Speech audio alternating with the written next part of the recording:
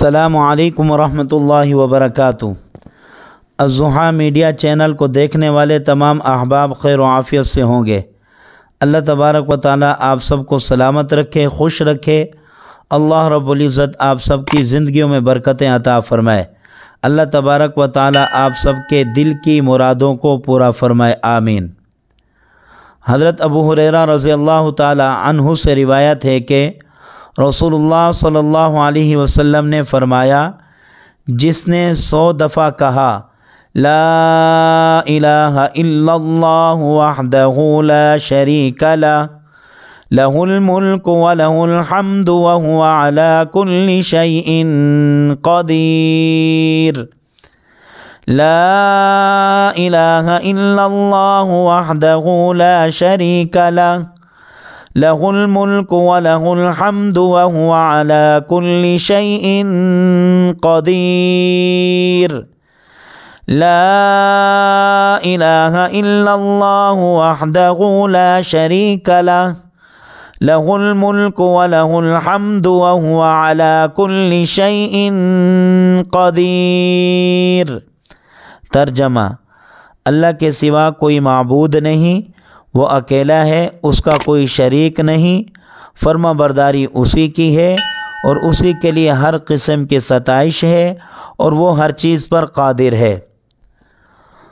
تو وہ 10 غلام آزاد کرنے کے برابر ثواب کا مستحق ہوگا۔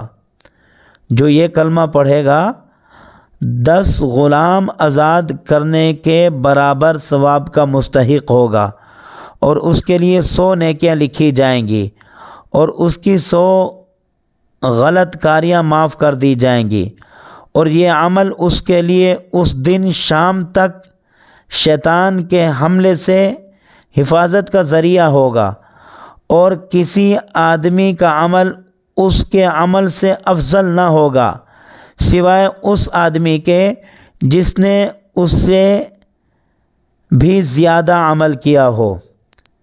یہ بہترین عمل ہے اور آسان عمل ہے، جس کو کرنے سے شیطان سارا دن انسان کے اوپر حملہ نہیں کر سکتا۔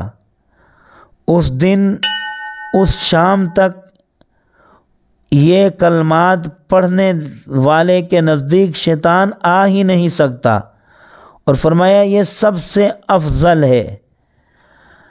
جب یہ کوئی عمل کرے گا اس سے افضل کوئی نہ ہوگا، بلکہ وہ افضل ہوگا جس نے اس سے زیادہ یہ عمل کیا ہوگا۔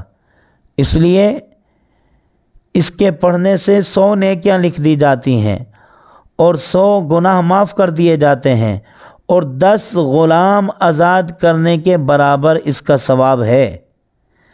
تو اس کلمے کو ہمیں خود بھی یاد کرنا چاہیے، اپنے گھر کے تمام افراد کو، بچوں کو بھی یاد کروانا چاہیے، تاکہ اس کلمے کو پڑھیں اور ہمیں یہ ثواب حاصل ہو، اور اس کو زیادہ سے زیادہ پڑھنے کی کوشش کریں تاکہ ثواب میں ہم سے کوئی بڑھ نہ سکے۔ جتنا زیادہ پڑھیں گے اتنا ہی ہمارا زیادہ ثواب لکھا جائے گا، کیونکہ یہ دنیا ہے، اس میں ہم جتنے زیادہ عمل کریں گے وہ ہمیں آخرت میں کام آئیں گے۔ اگر یہاں ہم اپنا وقت ایسے ضائع کر دیں، بعد میں ہمیں پچھتاوا ہوگا۔ ایک ایک لمحے پر، ایک ایک سیکنڈ پر ہمیں افسوس ہوگا کہ کاش دنیا کے اندر ہمارا یہ وقت بغیر اللہ کی یاد کے، بغیر ذکر اللہ کے کیوں گزر گیا ہے۔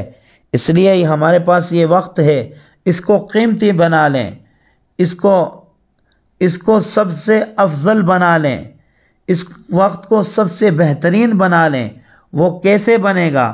وہ ان کلمات کے پڑھنے سے بنے گا، وہ رسول اللہ صلی اللہ علیہ وسلم کی زندگی کے اوپر اپنی زندگی گزارنے سے بنے گا۔